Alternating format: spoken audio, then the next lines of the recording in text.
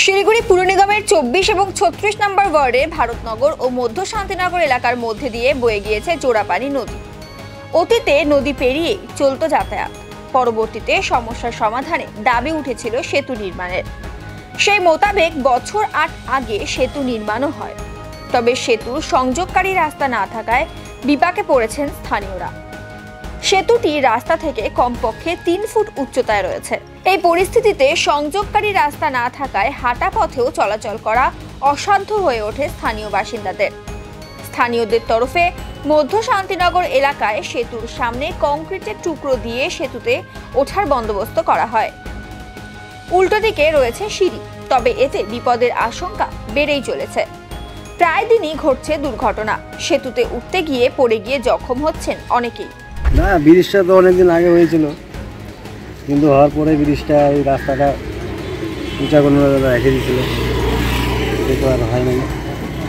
অনেক গতম আসছিল, দেখে গেছে, ঠিক আছে। রাস্তাটা এই পড়ে আছে অনেকদিন ধরে। চলাচলে তো সমস্যা তো অনেক হচ্ছে, লোকেজন পড়ে যাচ্ছে, কেন পরে হাত পা ভেঙে যাচ্ছে। কেন কিছুদিন আগে একটা মেয়ে ছেলে পড়ে গেছিলো, কোমর হয়ে গেছিলো।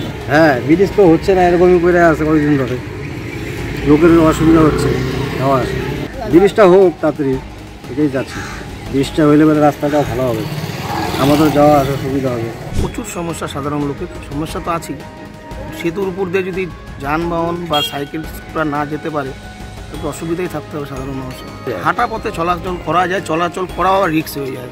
এই যে ব্লকগুলো দেখছেন, ওখানে সিঁড়িগুলো দেখছেন, ওগুলো তো পার হয়ে উঠতে হয়। ছেলে মানুষ না পার হয়ে যায়, মেয়ে ছেলেদের তো অসুবিধা হয় তাদের। কিছুদিন আগেও একজন পড়ে গিয়ে হাত পা ভেঙে গেছে, মেডিকেলে ভর্তি আছে। এরকম দুর্ঘটনা হচ্ছেই, হবে। এরকম পরিস্থিতি থাকলে দুর্ঘটনা তো হবেই, সবাই জানেন। আসছেন, এসে দেখে চলে গেছেন, ফটো নিয়ে গেছেন, হবে, কাজ হবে, এই হবে, সেই হবে বলছে, আমরাও শুনছি, এইটিও চলছে, কোনো কাজই হচ্ছে না। আজ 8-9 বছর হয়ে গেল, সেতু কমপ্লিট হয়ে গেছে, তার রাস্তাঘাট নাই, চলার সংযোগ নেই, তাহলে আর কাকে বলবো? দেখছেন নেতা মন্ত্রীরাও তো রোড দিয়ে যাচ্ছে আসছেন, ওনারাও তো দেখছেন। ওনারা দেখে ওনারা যদি না করেন তো আমরা পাবলিক কী করে করবো? চাওয়াটা কি, সেতুটাকে মোটামুটি এখন যাতে সাইকেল স্কুটার লোক ভালোভাবে যেতে পারে, সে একটা মেরামত করার দরকার আছে। এই বিষয়ে 36 নম্বর ওয়ার্ডের কাউন্সিলর রঞ্জনশীল শর্মা জানান, বিষয়টি উত্তরবঙ্গ উন্নয়ন দপ্তরের নজরে আনা হয়েছে, দ্রুত কাজ হবে। সালে ওই ব্রিজ, ওখানে দুটো জোড়াপানির উপরে দুটো ব্রিজ আমি করে দিয়ে এসেছিলাম, মানে আমি এমডি দপ্তর থেকে পাস করিয়েছিলাম, ওটা হয়েছিল। 2015 সালে আমি চলে আসি 37-এ, আসার পরে কাজটা শুরু হয়।